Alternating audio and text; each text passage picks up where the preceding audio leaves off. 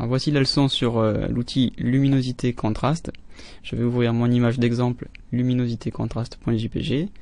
C'est un portrait réalisé par le photographe Yves Collat. Alors on a choisi volontairement une image sous-exposée, parce que si on prend une image trop parfaite, on n'a pas de raison de la corriger.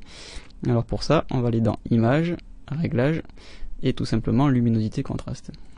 Alors voici la boîte de dialogue de cet outil qui est très simple, comme vous le voyez. Vous avez deux glissières, une pour luminosité et une pour contraste. Alors les glissières, elles s'actionnent en cliquant, en glissant et en relâchant. Voilà, c'est très simple.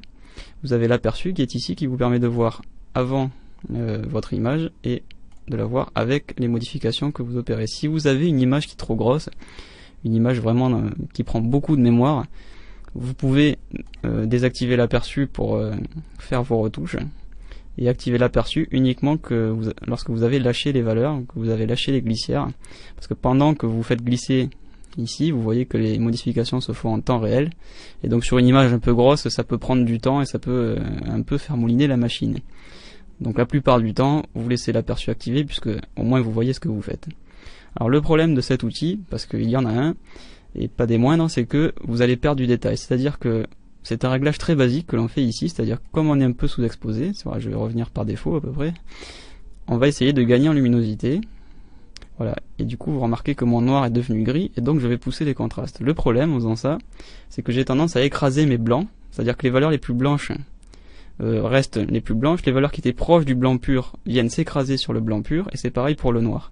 Donc le problème, c'est que si l'on utilisait à la place niveau courbe, on pourrait dire aux blancs qui sont les plus blancs de rester tels qu'ils sont et de ne pas venir s'écraser, de ne pas perdre en détail, et pareil pour les noirs, et de simplement modifier les zones de milieu de gamme, c'est-à-dire proche du gris neutre et des valeurs un peu sombres ou un peu claires, afin de les surexposer, enfin non pas les surexposer, mais les exposer un peu plus, pour gagner en luminosité, et sans perdre les détails des valeurs les plus proches du blanc et les plus proches du noir pur. C'est justement pour ne pas surexposer ou complètement sous-exposer une image. Alors avec luminosité contraste, vous voyez bien qu'avec ces deux glissières, je ne peux pas faire grand chose. Je n'ai même pas d'aperçu de l'histogramme ni des valeurs de mon blanc pur, de mon gris moyen ou de mon noir pur, de mon noir le plus noir. Et donc vous pouvez faire avec cet outil que des retouches vraiment très basiques, très rapides. Si vraiment vous avez des photographies où vous avez besoin de rentrer dans le détail de la colorimétrie, dans le détail de l'exposition, eh bien moi je vous invite franchement à apprendre à vous servir de niveau ou de courbe, ou bien si la photo s'y prête, à essayer d'utiliser un outil de correction automatique, car la plupart du temps Photoshop fait attention de ne pas trop écraser les blancs et les noirs. Alors pour ça je vous invite à consulter la leçon sur les réglages automatiques, car justement il y a un moyen d'éviter ça.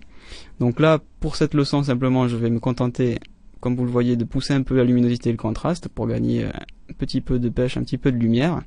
Donc vous voyez quand même la différence. Voilà, on a quand même une image un peu mieux exposée, et je vais simplement valider par OK. Voilà.